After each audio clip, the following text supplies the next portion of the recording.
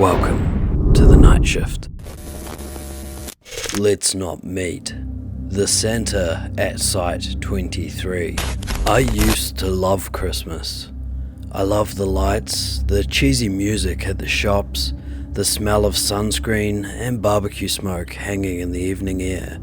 Down here, Christmas is all long days, jandals and sunburn.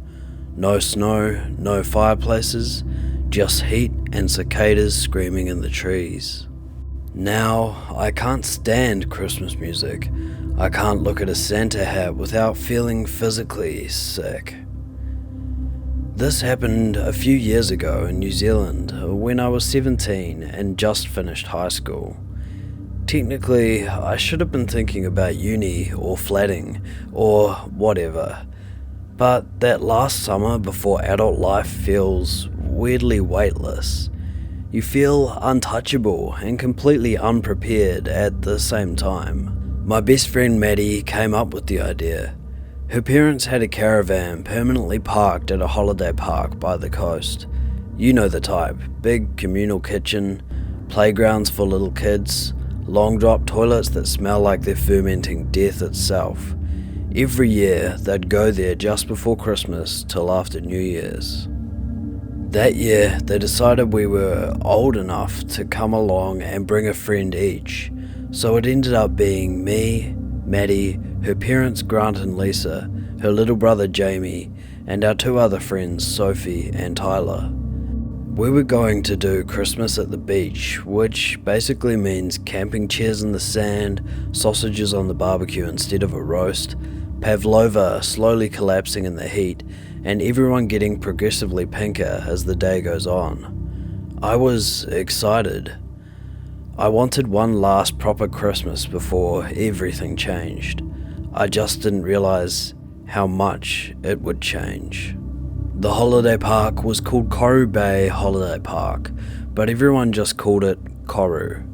It was about a 3-hour drive from where I live, out past a bunch of little towns that were basically just dairies and pubs with a petrol pump. We arrived on December 22nd. It was late afternoon, that weird time where the sun is still high but feels a little less murderous.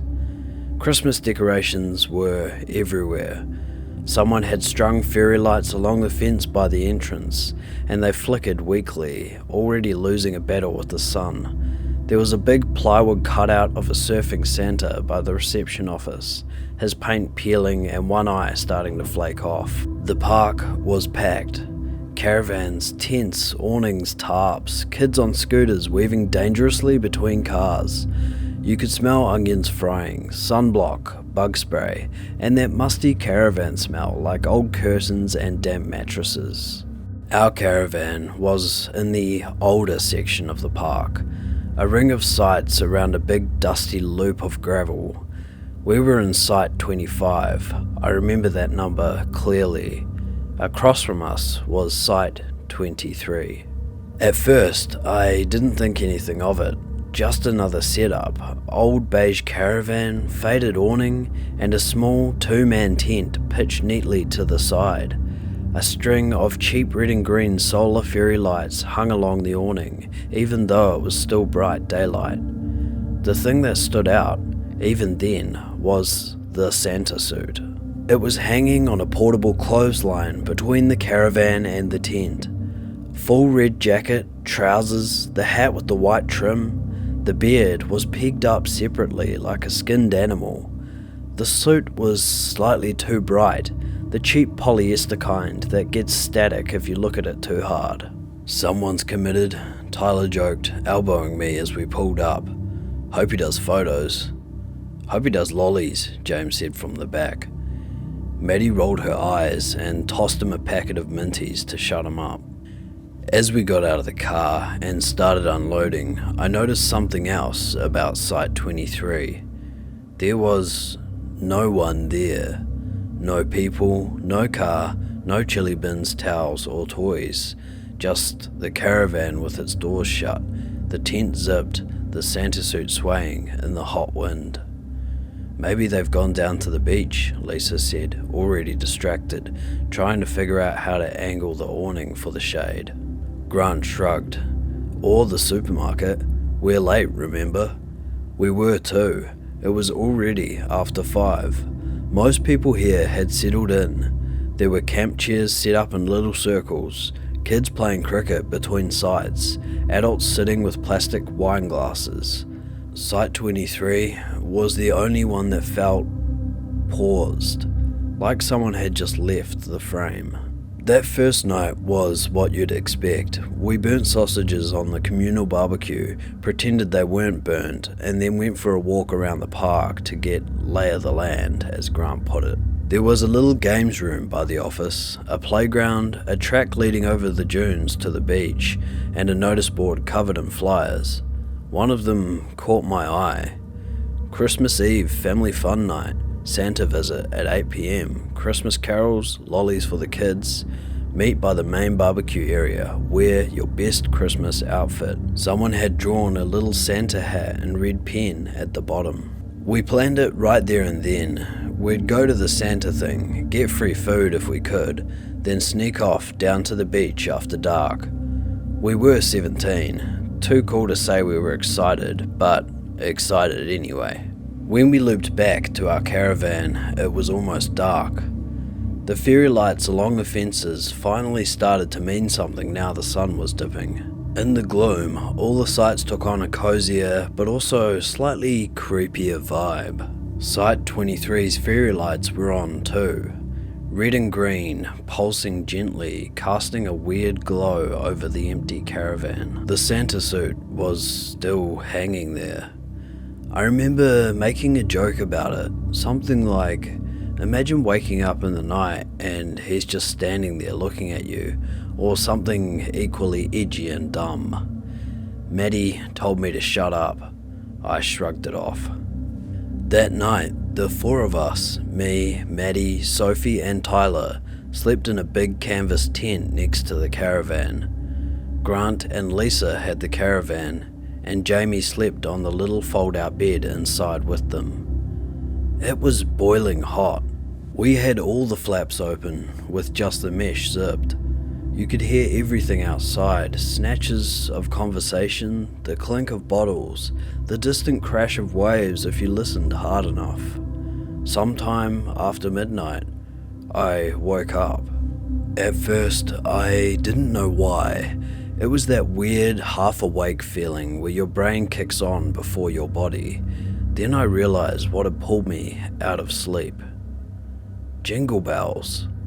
Not the song, the actual sound of bells. Light, metallic jingling, like someone was shaking a handful of sleigh bells. Soft at first, then louder, then soft again. I lay there, staring at the roof of the tent, listening. It took me a few seconds to realize it wasn't coming from the main part of the camp. It was close, too close, just outside of the tent. I held my breath. Next to me, Maddie rolled over, muttering something in his sleep. Sophie's soft snore continued. Tyler exhaled loudly and mumbled. The bells stopped. For a moment, the night was dead silent. Then, from somewhere just beyond the mesh window above my head, I heard it. A man's voice, close, too close, low, almost sing-song. Ho, ho, ho. 3 syllables, drawn out. Wrong. I didn't move. I didn't breathe. The voice was right outside the tent. Then the jingling started again, right near my ear, as if someone was shaking the bells slowly, deliberately, just for me. My heart hammered so hard I thought it would shake the tent.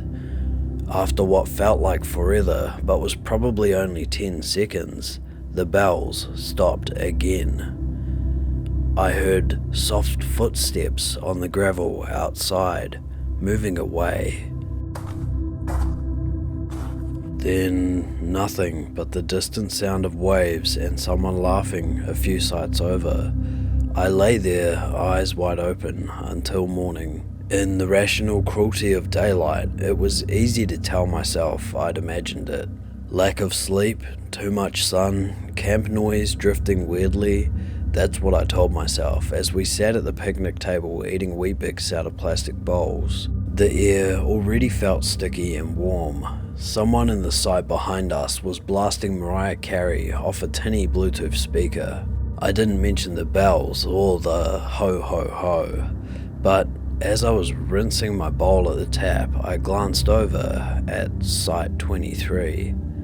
The Santa suit was gone. The line was still there, the pegs hanging, but the red jacket, trousers and hat were gone. The beard too. The caravan door was still closed, the tent was still zipped. No car had appeared overnight, no chairs, no chili bins, just that weird, sealed up silence, like a mouth clamped shut. That unsettled me more than I wanted to admit. Maybe he's getting ready for the big night, Tyler said when I pointed it out, grinning. Santa's busy, bro. Maybe Santa's a nudist, Maddie added. They laughed. I forced a smile. I kept telling myself it had to be innocent. Maybe the person staying there had taken the suit into the caravan. Maybe they were with family at another site. Maybe they'd arrived in a small car and I hadn't noticed. That afternoon, we walked down to the beach. The track wound through scrub and low dunes, the sand scorching our bare feet. Pohutukawa trees clung to the slopes, heavy with red flowers, the New Zealand Christmas trees. Kids had decorated some of them with tinsel. A big silver garland fluttered from one of the branches, catching the sun. The water was cold and rough. We swam anyway. For a few hours, I managed to forget the weirdness of the night. It was just us, shouting and splashing, getting dunked and pelted with wet sand, the usual summer chaos. On the way back though, as we trudged up the track, I glanced back towards the park. From our vantage point on the dune, you could see the tops of the caravans and tents, our awning, the central gravel loop, and Site 23, or more specifically, someone in Site 23. A man stood between the tent and caravan. Even from a distance, I could see he was tall and broad-shouldered, wearing something red on top. He wasn't moving, just standing there, facing the track, like he knew exactly where to look. Like he was watching us come back. My stomach dropped. "Guys," I said quietly, elbowing Maddie. "Look." By the time she'd turned, a gust of wind passed over the camp, sending a shimmer of movement through the trees. A moment later, when my eyes found the spot again, the man was gone. "See what?" Maddie said. "Nothing, never mind." I told myself it could have been anyone, a neighbour passing through his sight, a trick of light, anything but what my brain suggested, that the Santa suit had an owner, and he knew exactly who I was. The next day was Christmas Eve. The park was buzzing. Kids zoomed around in Santa hats and reindeer antlers. Someone had hung a stocking on the door of their caravan. A group of adults set up a beer pong, but with lemonade for the kids game near the playground. The Mariah Carey speaker had been joined by Snoopy's Christmas, 6 Months in a Leaky Boat, and a truly cursed techno remix of Jingle Bells. All day, I tried to shake the feeling we were being watched. Little things kept happening. I'd catch a glimpse of red between cars and look up only for there to be nothing there. I'd feel that prickling sensation on the back of my neck as we filled our water bottles at the tap. Once, while I was walking alone to the bathroom block, I heard that faint jingling again behind me, only to turn around and see a little girl running past with plastic bells on her sandals. Normal things, explainable things. But when your brain's in that mode, everything feels like a sign. We all went to the Christmas Eve family fun night in the central barbecue area. There were fairy lights strung through the trees, long trestle tables, and a man in a cheap Santa suit handing out lollies to the younger kids. When I saw him, my heart stopped. But the Santa was different. He was older, with a proper beer gut and those warm, crinkly eyes the kind granddad type guys have. His suit was frayed around the cuffs and the beard was slightly crooked. He laughed loudly and clapped the kids on the shoulder and never once looked at me for too long. Real Santa event dude wasn't the one I was afraid of. As we sat in the grass eating sausage sizzles, I tried to relax. The park managers did speeches, some local teenagers sang carols with a guitar, and someone lit a few sparklers once it was properly dark. It actually felt nice. Safe, even, until I went to the bathroom. The bathroom block sat at the edge of the park, near a row of tall pines. There was a separate men's and women's side, and a couple of those outdoor showers for rinsing off sand. After an hour of lemonade and sausages, my bladder decided to remind me that I was in fact human, so I headed off alone. The sound of the party faded behind me, replaced by the crunch of gravel under my jandals and the distant hum of cicadas. The air felt thicker away from the lights, the darkness more complete. The woman's bathroom was empty when I pushed the door open. The fluorescent tube flickered, humming softly. The smell of cheap disinfectant and damp concrete hit me. I went into the last cubicle, locked it, and tried to hurry. Halfway through, I heard the bathroom door creak open again. No biggie, campsite full of people, someone else needed to pee. I tried to ignore the way my shoulders tensed up. Then I heard it. One soft chime, then another. Metal on metal. Not the scattered sound of a keyring or someone's jewelry. Deliberate jingling. My mouth went dry. Someone moved slowly down the rows of sinks. I could hear the squeak of their shoes on the wet floor. They didn't go into a cubicle. They just paced. The jingling came again. Closer now. I stared at the thin gap between the cubicle door and the floor, my heart pounding. A shadow drifted past. For a second, in that distorted fluorescent light, it looked like the hem of something long and red. "Hello," I managed to croak. The jingling stopped. Whoever it was stood still. I could feel them there on the other side of the door. Silence. Then the handle of my cubicle door rattled. Once, twice, harder. I jumped, nearly losing my balance. "Occupied," I said louder this time, my voice cracking. The rattling stopped. For a moment there was just the buzzing light and my own breathing. Then, low and soft, right outside the door. "Ho, ho, ho." Drawn out, wrong. Too quiet for a joke, too deliberate to be anything else. I froze. My brain was screaming to move, to kick the door, to do something, but my body wouldn't cooperate.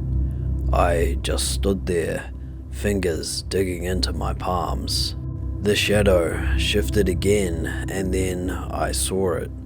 A shape bending slowly down like someone crouching. Something slid under the door. A small rectangular object wrapped in shiny Christmas paper. The paper was bright red, patterned with Santa faces. There was a little gold bow on top. The thing stopped right at my feet. I swallowed hard, staring at it. The person outside the door whispered, still in that low, rasping voice, "Merry Christmas." I didn't move. I didn't speak. After a few seconds, their shadow straightened up and turned away. I heard soft footsteps heading back toward the door. It creaked open, then shut. The bathroom was silent again. I stayed there another 30 seconds, shaking, then yanked up my shorts, unlocked the door, and burst out of the cubicle. Empty. The sinks, the mirrors, the rows of cubicles, the open doorway. No one. I rushed to the entrance and peeked out. The path to the main camp was empty too. The party noise drifted in the warm air, intact and oblivious. When I realized I was still holding my breath, I gasped and stumbled back inside. The little wrapped gift was still on the floor. I should have left it. I know that now, but I didn't. Hands trembling, I picked it up. It was light, maybe a few photos worth of weight. There was a tag taped to the underside. No name, just a little hand-drawn Santa hat. Some horrible, morbid curiosity kicked in. I didn't open it there though. Somehow that felt worse. Instead, I shoved it into the pocket of my hoodie and practically ran back to the barbecue area. I didn't tell anyone straight away. I know that sounds dumb, but when you're in a big happy bubble of Christmas noise and your brain's still half trying to tell you imagined it, you start second guessing yourself. Maybe it was a prank. Maybe some kid thought it would be hilarious. I sat back down on the grass with the others, feeling like my skin didn't fit right. "You okay?" Maddie asked. "You look weird." "Just bathroom smelled like death," I said, forcing a laugh. She pulled a face and went back to teasing Jamie about his Santa hat. The little box burned in my pocket. It wasn't until later, back at our campsite, that I caved. Everyone had drifted off into their own little zones. Grant and Lisa inside the caravan, Jamie half asleep in a camping chair, and the three of us teens sitting in a loose circle by the tent, lit by the dim solar lantern. Tyler was talking about some guy he'd seen from school. Sophie was scrolling her phone, trying to squeeze one last bit of signal out of the sky. I cleared my throat. "Guys," I said quietly, "can you promise me not to call me crazy?" They all looked up at me. "That's a bold opening," Tyler said, "but alright." I told them what happened in the bathroom. The jingling, the shadow, the rattling door, the voice, the gift sliding under the cubicle. By the time I got to that part, my voice was shaking. Saying it out loud made it feel more real, and also more ridiculous at the same time. Maddie's face had gone pale. Tyler frowned. "That's messed up," he said. "Like, actually messed up." "You sure it wasn't someone from the park just being a weirdo?" Sophie asked, though she didn't sound convinced. "Who does that?" I said. "Who just slides presents under people's toilet doors?" "Maybe you were in their ages and they were just trying to be nice," Tyler suggested weakly. "Yeah, here, have a gift to commemorate your massive shit," I said. "Merry Christmas from the Bow Fairy." We laughed, but it came out tight and brittle. Then I pulled the little box out of my pocket. It looked so innocent in lantern light, just bright paper and a gold bow. "Okay, that's actually creepy," Maddie whispered. "You haven't opened it yet?" Tyler asked. "I was waiting till someone else could see it too," I said. We sat in silence for a few seconds. "Do we open it?" Sophie asked. "Do you want to open it?" I shot back. She didn't. In the end, we all sort of leaned in together while I peeled the tape back. My heart was hammering so hard it made my fingers clumsy.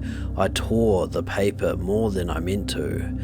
Inside was a plain white cardboard jewellery style box. No branding, no writing. I lifted the lid. At first, it looked empty, just a bit of folded tissue paper. Then I realised there was something flat tucked between the layers. I slid it out. It was a photo, a glossy 4x6 like the kind you get from warehouse stationery. The image made my stomach drop. It was our tent, taken from outside at night. The flap was zipped shut. The faint outline of our sleeping bags showed through the canvas. A sliver of awning was visible. In the bottom corner, you could just see the back of the caravan. What made it worse was the timestamp. Whoever had printed it had used one of those old filters that stamped the date in orange digital numbers in the corner. 22nd of the 12th, 2:03 AM. The night before, the night I'd woken up to bells. That meant he'd been outside our tent then too, close enough to take a photo. Might be fake, Tyler said, but his voice was barely a whisper. Could be photoshopped, we're not that special, said Sophie. Why would someone go to all this effort for us? Because he's sick, Maddie muttered. Something cold settled in my chest. We have to tell your parents, I said, and for once everyone agreed. Grant and Lisa were already in bed when we knocked on the caravan door. Lisa opened it in a singlet and pajama pants, blinking in the lantern light. What's wrong? She asked, instantly on edge. Jamie okay? He's fine, Maddie said quickly. Something weird happened. We told them everything. I could see Lisa's face go through the same stages mine had. Confusion, disbelief, concern, and a flicker of fear. Grant listened, with his arms folded, eyes narrowed. And you're sure it wasn't one of your mates playing games, he said when we finished. Someone from school? You guys didn't tell anyone we were coming here. We don't know anyone else here, I said, and who does that? That's not a prank, that's a crime, Maddie cut in. Grant sighed. Look, it's probably just some idiot who's had too much to drink, he said. You know what people are like at holiday parks, everything's a big joke. He's probably done it to a bunch of people. Yeah, but why us? Sophie asked, and why the photo? Lisa took the photo from her hand and squinted at it. This is pretty creepy, she admitted. I don't like that they were near the tent. Did you see what they looked like? No, I said, just red and the bells and the voice. She glanced at Grant. Maybe we should talk to reception, she said. Grant hesitated, then nodded. All right, he said, first thing in the morning. In the morning? Maddie repeated. What about tonight? There's not much they can do at this hour, he said. And if you think I'm waking up the whole camp over something that could just be a stupid joke, it's not a joke, I snapped. He rubbed his forehead. Okay, here's what we'll do, he said. You sleep in the caravan tonight, all of you. We'll lock the door. If you hear anything weird again, wake me up. We can't all fit in there, Maddie protested. We'll make it work, Lisa said. I'll sleep sitting up if I have to. We ended up half piled on top of each other inside the caravan. It was cramped and hot and smelled like socks and deodorant. I doubt anyone slept properly. Nothing happened that night. No bells, no footsteps, no voice. Just the normal background noise of a busy camp and the occasional snore from Jamie. By the morning, the fear had dulled just enough for Grant to revert to trying to be a rational dad mode. We walked down to reception. He showed the photo to the manager, a tired woman in a polo shirt with Koru Bay embroidered on the chest. Her frown deepened as he explained, but I could tell from her eyes that a part of her was hoping it was all exaggerated. We've had a few complaints about noisy teenagers and some kids throwing water bombs, she said, but nothing like this. I'll have a word with people, see if anyone saw anyone hanging around the bathroom last night. "And Site 23, I blurted. "Do you know who's staying there?" Her head snapped up. "Site 23, she repeated. "Yeah," Maddie said, "the beige caravan with the tent." The manager glanced at the booking sheet on the desk, then shook her head. "There's no one in 23, she said. "No booking, it's been empty all week." We all stared at her. "That's not right," I said. "There's definitely a caravan there." She frowned and went to the window, peering out towards the loop. "That can't be right," she muttered half to herself. "We don't normally—" "Can I show you?" I cut in. She hesitated, clearly busy, but something in my expression must have convinced her. "All right," she said. "Give me a sec to grab the spare keys." Walking back to the loop with the manager changed something. Things felt like teen drama now had an adult's attention, which made them heavier, more real. When we rounded the bend and our caravan came into view, my eyes went straight to Site 23. The caravan was there, the tent was there, but it was wrong. From a distance yesterday, it had looked clean and intact. Up close, I could see the beige paint was yellowed and flaking. One of the windows was cracked and patched with duct tape. The tires were half sunk into the dirt like it hadn't been moved in years. The tent's fabric was sun-bleached and sagging slightly, as if it were tired. But the creepiest part? No one else in the loop seemed to be paying it any attention. They moved around it like it was just a normal sight, part of the scenery. "See," I said, "you must have a booking." The manager's face had gone a little grey. "That caravan isn't on my list," she said quietly, "and that tent definitely wasn't there at the start of the week. I'd have noticed. We track every pitch." Goosebumps rippled up my arms. "Maybe someone snuck in," Tyler said, "like parked it here without paying." "That's not really possible," she replied. "We have to open the gate manually, and I'm at reception all day." She hesitated. "We did have an unpowered site booking for a guy passing through, but he cancelled yesterday morning. Said he wasn't coming after all." She walked toward the caravan, keys jingling faintly. As we approached, a faint smell hit my nose. Not quite rot, but not fresh either.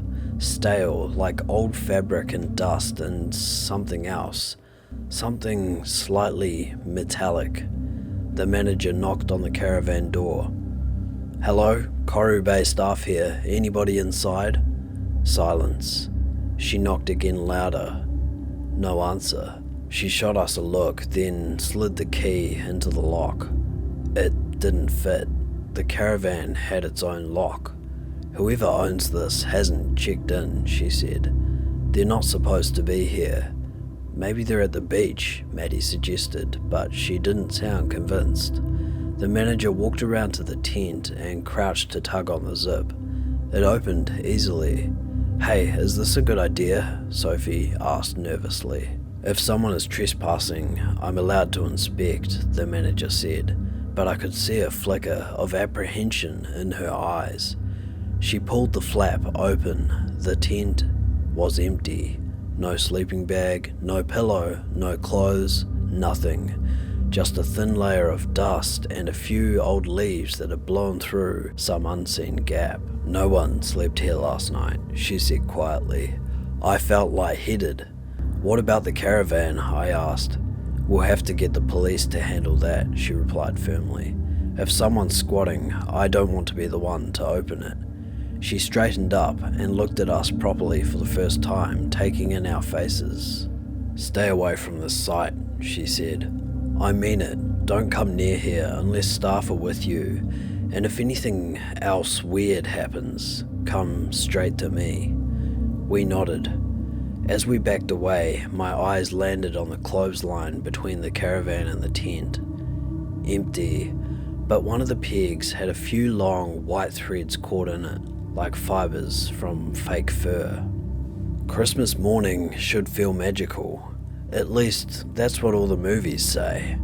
Instead, it felt like I was holding my breath, We did all the usual things. Maddie's family did small gifts at the campground and bigger ones at home later, so there were a few wrapped presents under the little portable tree Lisa had brought. Jamie got a Nerf gun and immediately began terrorizing everyone. Grant got socks, as all dads are legally obligated to. I opened a book and some chocolate and tried to act normal. In the background, I could hear other families doing the same thing. Kids squealing as they opened their Nerf guns and scooters, adults laughing, Christmas music floating from several directions at once. The park manager had called the police after looking up the cancelled booking. They said they'd send someone out to have a look later that morning. Knowing that help was coming should have calmed me down. Instead, it made my anxiety spike. It meant there was officially something to be worried about. Mid-morning, Maddie and I walked down to the little holiday park shop to get ice blocks. The path took us past the edge of Site 23. I tried not to stare, but my eyes were drawn to it anyway. The tent flap still open, the caravan still sealed. As we passed, a prickle ran across the back of my neck, that deep animal sense of being watched. I stopped and turned slowly, scanning the site. Something glinted under the caravan. "Wait," I said, grabbing Maddie's arm. "Do you see that?" We both stepped closer, just inside the boundary of the site. Under the caravan, half in the shadow, something small and rectangular lay in the dirt. I crouched and squinted. It was a camera, one of those cheap, disposable film ones, the kind you sometimes see at weddings or left over from the 2000s. This one had red Christmas designs printed on the cardboard casing, candy canes and holly. "Don't," Maddie whispered, but it was too late. I reached under and grabbed it.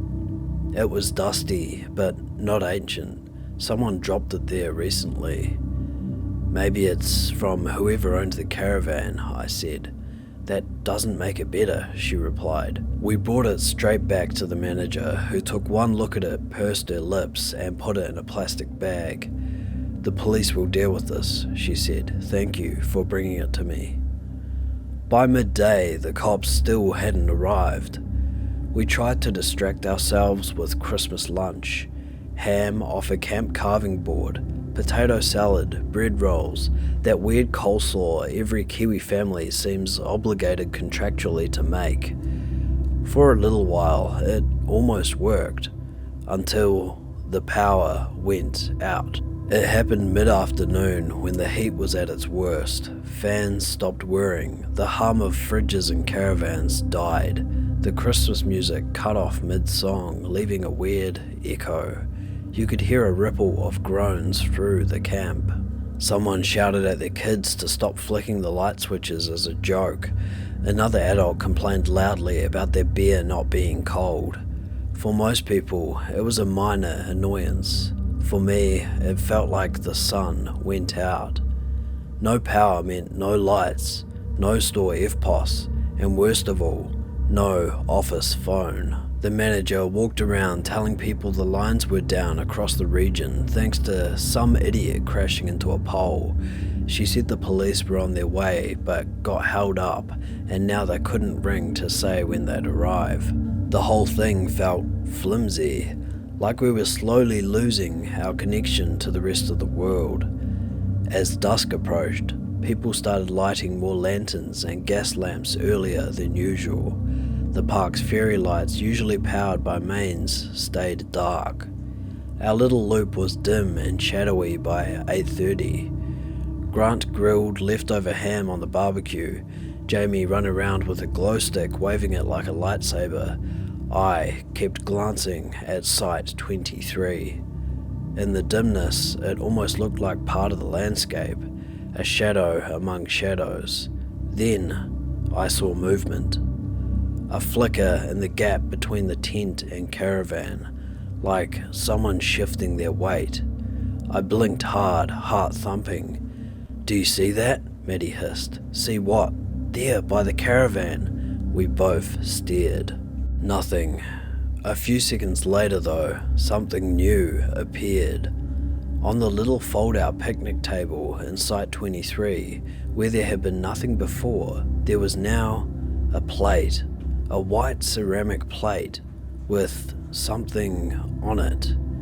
Even from here, I could see the glint of tinsel and colour.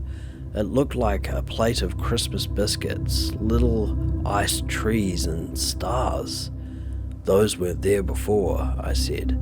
Maybe the police finally came and we didn't notice, Maddie said weakly. We both knew that wasn't true.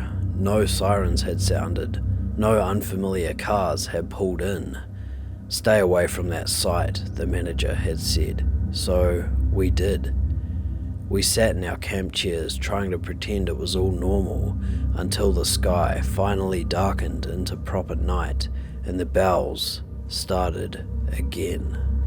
It was more subtle this time, not the loud, close jingling from the bathroom or the first tent incident, more like an occasional chime carried on the breeze, enough to make you question whether you heard it at all. But combined with the blackout, the heat, and the weight of everything that had happened, it felt ominous as hell. We decided we'd sleep in the caravan again. Grant didn't argue this time. He pretended it was because of safety with the power out and the teenagers with candles, but I could see he was nervous too.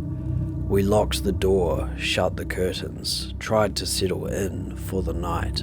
Jamie fell asleep first, sprawled sideways, clutching his glow stick. Grant and Lisa whispered quietly at the little table, pretending not to be checking the time every few minutes.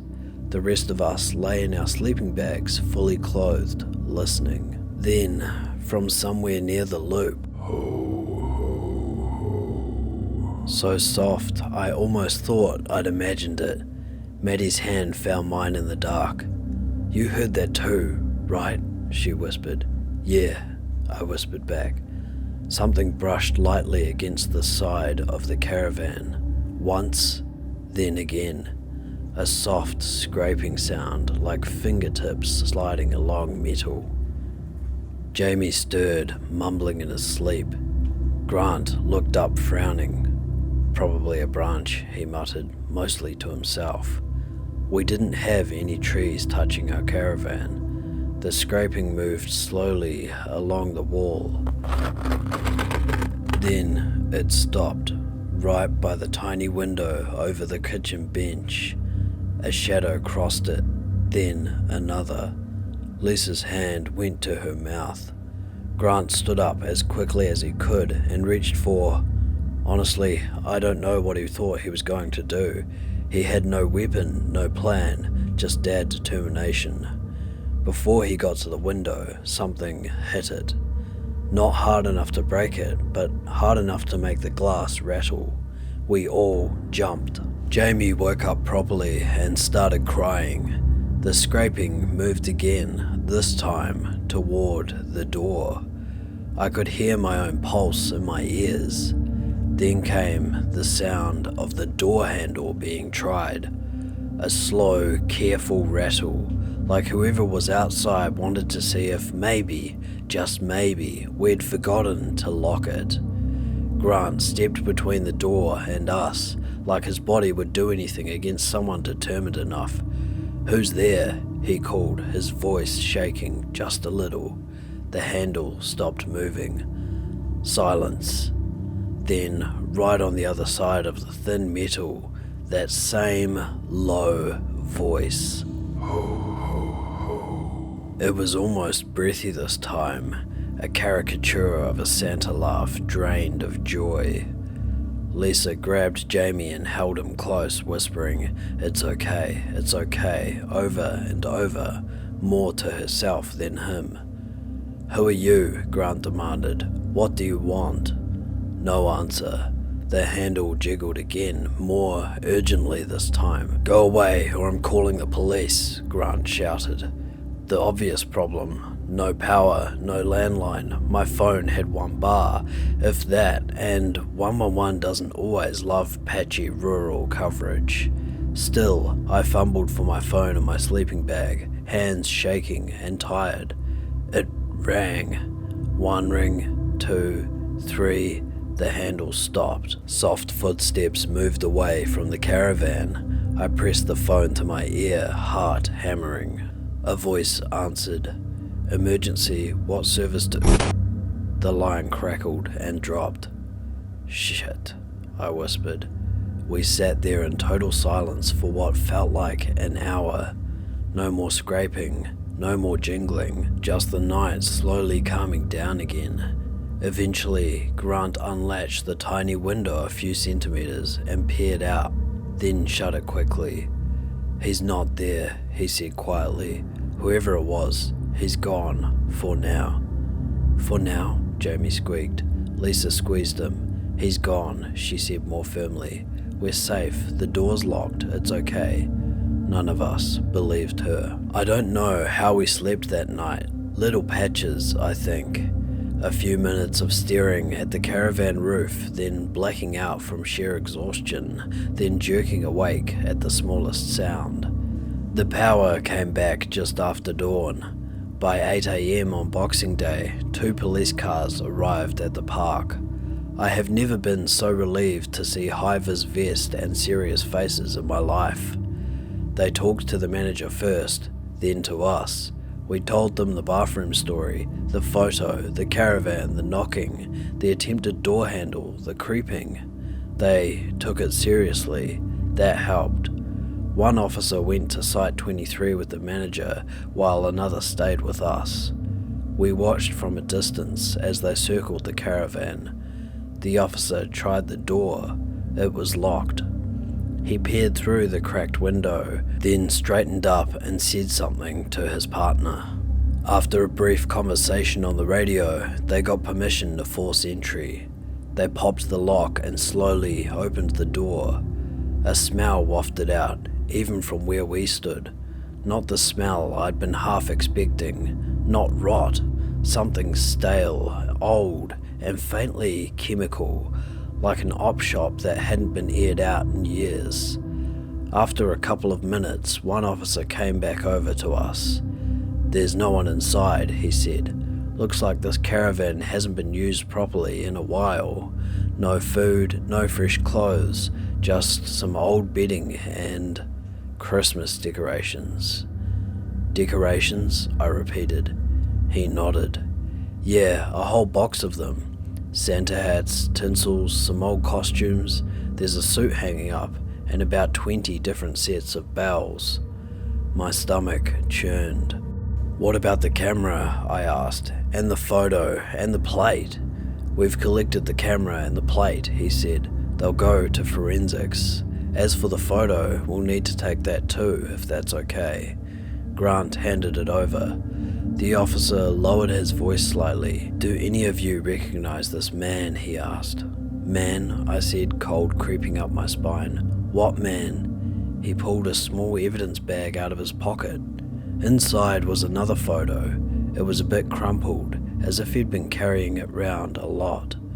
He held it up so we could see.